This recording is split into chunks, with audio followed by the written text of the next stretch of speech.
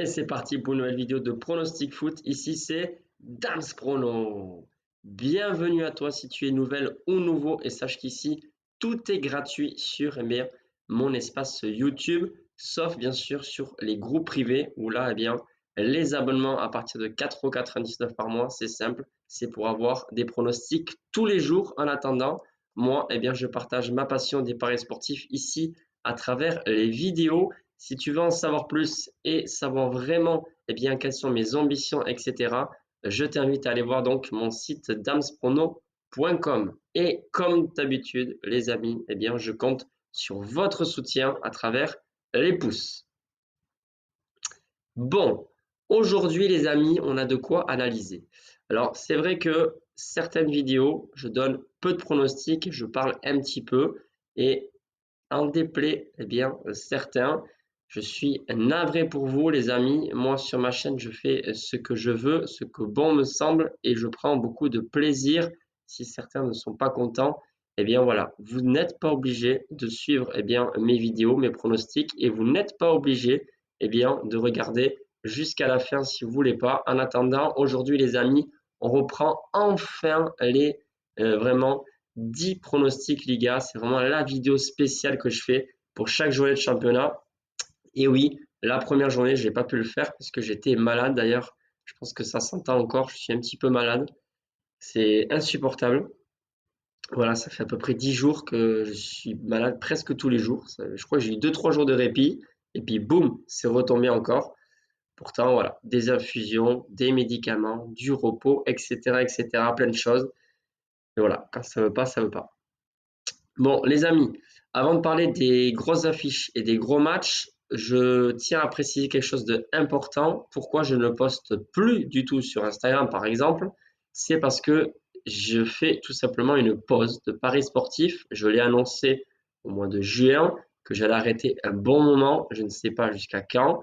Voilà, je fais une pause. Pourtant, j'étais en bénéfice sur l'année, il n'y a pas de problème, 2024. Mais voilà, j'ai envie de faire une pause mentale. Et je pense que ça fait du bien. Donc, je vous dirai quand c'est que je reprendrai. Et je ne suis pas sûr de reprendre au mois de septembre.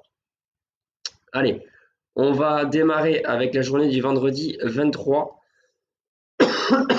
Excusez-moi. Je vais peut-être pas couper cette partie-là parce que si je tousse 15 fois dans la soirée et dans le montage, enfin bref.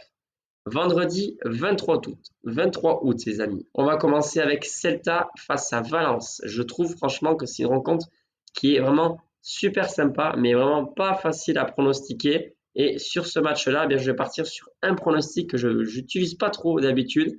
C'est sur les locaux qui ouvrent le score dans le match. Donc Celta de Vigo, on va marquer en premier et la cote est de 1,73. Ah oui, c'est vrai, j'allais oublier les bonnes habitudes, les amis. Comme toujours, je vous donne la moyenne de cote parmi tous les pronostics que je vous propose sur cette vidéo. La moyenne est de 1,91, chose qui est plutôt pas mal, puisque je vous rappelle que ma moyenne de cote est supérieure à 2 dans l'année pour les pronostics que je vous propose. 1,91, c'est un petit peu en dessous de 2, donc on va aller essayer de se dire au moins un 6 sur 10, ce serait déjà pas mal. Le deuxième match, les amis, toujours le vendredi 23, c'est entre le FC Séville et Villarreal. Alors, c'est vrai que Séville, c'est bien un petit peu, comment dire, en dents de scie. Ils sont capables de tout, ils ont de très bons joueurs. C'est une équipe très connue en France parce qu'ils ont remporté de nombreux, UEFA Europa League. Mais voilà, finalement, Séville, c'est assez faible, notamment en défense, je trouve. Ils ont beaucoup souffert en Liga ces dernières années. Et honnêtement, je ne les vois pas non plus être très près dans ce début de saison. Je pense que Villarreal, qui a l'air en place, notamment en attaque, peut être un petit peu la surprise de ce week-end et justement s'imposer sur cette terre andalouse. Donc victoire de Villarreal, cote à 2,85. Ensuite, samedi 24 août. Alors attention, parce que là, si je m'abuse, il y a 4 rencontres. Osasuna Majorque. J'ai regardé, vous le savez, cette équipe de Majorque qui a accroché le Real Madrid, déçu parce que voilà, je suis supporter du Real Madrid et honnêtement, ils n'ont pas volé leur match. Bon, j'ai un ami qui m'a dit, bon, t'inquiète, le Real méritait de gagner. Regarde le résumé et tout ça.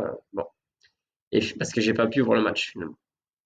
Et là, je regarde le résumé. En effet, le Real a plus d'occasions, donc on dirait que le Real a dominé. Et là, je me penche d'un peu plus près sur ce match avec quelques vidéos d'analystes, etc. Mais des gens qui sont vraiment pas dans l'équipe et tout ça, mais plutôt sur YouTube, comme Willow. Willow voilà, qui analyse très bien le football et qui montre un petit peu toute la partie tactique. Hein. C'est vraiment pas le côté footballistique. C'est une autre manière de penser et surtout une analyse très très fine, quoi. Et là, il s'est penché sur justement, il a fait une vidéo sur le Real Madrid a du boulot. Donc j'ai regardé la vidéo en entière, vraiment 24 minutes de pur plaisir. Hein. Je suis abonné à lui depuis très très longtemps. Et en effet, le Real a fait un partout, mais ils n'ont pas du tout mérité de gagner. Majorque a eu autant d'occasions, voire plus que le Real, avec une défense vraiment très très fragile du côté du Real. Autrement dit, le Real ne méritait pas du tout de s'imposer et Ancelotti l'a dit, on aurait pu perdre ce match.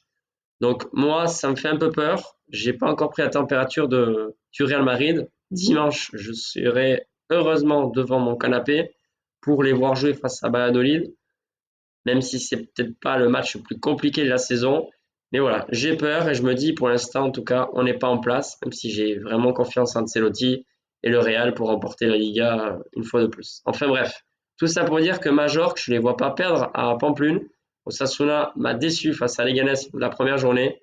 Donc je vais vous donner cette double chance, match nul ou victoire des visiteurs. Et la cote est de 1,48.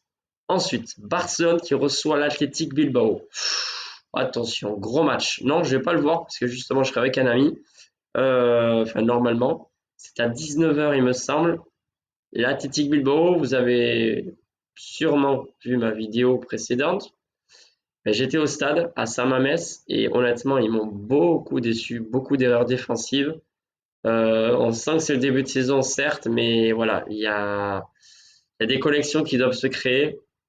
Il y a certains jeunes qui voilà, qui n'ont pas encore beaucoup joué dans le monde pro. Et malgré l'expérience de certains joueurs, je pense qu'ils vont pas faire le poids face à Barcelone. Peut-être faire un bon match, oui, dans l'ensemble, mais je pense que Barcelone va avoir le dernier mot. Donc, victoire de Barcelone, cote à 1,56. Ensuite, match vraiment alléchant entre l'Espagnol de Barcelone et la Real Sociedad. Là aussi, dur à pronostiquer. Je ne suis pas du tout confiant et si je devais parier, je ne parierais pas sur ce match. Malgré une mauvaise prestation des Basques lors de la première journée, ils se sont inclinés face à Rayo Vallecano. C'est terrible. Franchement, je m'étais trompé d'ailleurs. Hein. Désolé pour ceux qui ont suivi. Bon, après voilà, hein, sur la précédente vidéo, c'est une cote à 3 et un combi à 2,25 qui passe pas. C'est pas, voilà, pas le mort d'homme, mais il faut se rattraper. Sur ce match, quand même un petit penchant sur la victoire des visiteurs. Je pense que les Basques peuvent le faire pour s'imposer face aux promus. Donc victoire à la Real Sociedad, cote à 2. Ensuite, le dimanche 25 août, le meilleur club au monde, le Real Madrid qui reçoit le Real Valladolid. Alors attention à cette équipe de Valladolid qui a vraiment de sacrés joueurs derrière. Ils ont réussi à s'imposer lors du premier match, très important pour eux, face à une équipe qui justement, autant pour moi, face à une équipe, je disais, qui joue le maintien, comme Valladolid, c'est l'Espagnol de Barcelone. Valladolid, non seulement ils ont gagné, mais deuxièmement, ils ont réussi à pas encaisser de buts, chose qui est vraiment plutôt pas mal. J'ai vu un petit peu le résumé aussi. Ils ont dominé, ils ont mérité. Mais voilà, face au Real, ça va être compliqué. On l'a dit, le Real est un petit peu en perdition, notamment en attaque. Mais voilà, je me fais pas de soucis pour eux. Voilà, si jamais Mbappé n'est pas en forme ou il n'y a pas une bonne formule encore en attaque, Ancelotti n'a pas trouvé, pendant 60 minutes, il y a 0-0 ou qu'un petit 1-0 pour le Real. Un changement peut tout changer. Des accélérations d'Mbappé, mais pas que. Hein. Rodrigo et Vinicius sont plus que des bons joueurs. Vinicius, je le sens bien. D'ailleurs, il peut marquer sur ce match. J'ai failli le donner comme buteur pour vous donner un pronostic sur ce match. Mais il y a aussi Bellingham, il y a aussi Arda Güler, il y a beaucoup de talent. Peut-être qu'ils prendront un but, mais je vois le Real gagner avec au moins 2 buts d'écart, chose qui n'est pas énorme. Donc, C'est mon pronostic. Le Real gagne par 2 buts d'écart ou plus et la cote est de 1,40. Ensuite, Leganés contre Las Palmas. Sur ce match, eh bien, pareil que le premier match, je vais donner eh bien, ce pronostic-là, qui n'est pas très commun. Les locaux marquent en premier et la cote est de 1,81. Ensuite, on passe tout simplement eh bien, au pronostic avec la plus grosse cote. Oh là là, je suis vraiment malade, les amis. Je vais couper quand même certaines séances. Retafe, Rayo Vallecano, là je ne vais pas donner eh bien, un gagnant sur ce match, mais bien un buteur et qui d'autre que Borja Mayoral pour marquer un but sur ce genre de match à domicile devant son public qui fera certainement la différence. Donc buteur de Borja Mayoral, cote à 3 les amis. Et il nous reste 2 rencontres qui vont se jouer eh bien le lundi les amis. Non, pardon, le dimanche, puisque le lundi, ça recommence avec une autre journée de championnat. Et là, c'est Alaves qui reçoit Betis Séville. Sur ce match, j'ai quand même fait quelques recherches de statistiques, historiques, etc. Pas forcément eh bien, les transferts des joueurs, la façon de jouer des équipes. Parce que vous le savez, en début de saison, à la façon de jouer ou, comment dire, ce qui s'est passé à la première journée va pas forcément vous donner des indicateurs. Moi, je considère quand même que voilà, pendant 5 ou 6 journées, les 5-6 premières, les matchs peuvent être très différents, c'est-à-dire que le Real va être très mauvais la première journée et très bon la deuxième, mais finalement la troisième journée, ils vont encore faire un match nul. Bref, plein de choses comme ça qui sont un petit peu illogiques peut-être. Donc finalement, sur ce match, je pensais que ça serait un match plutôt fermé, etc., mais je pense pas. Je vois bien les deux équipes marquées, le fameux BTTS, passer sur ce match et la cote est de 1,76. Et pour la dernière rencontre, c'est Los Colchoneros qui reçoit Gérone.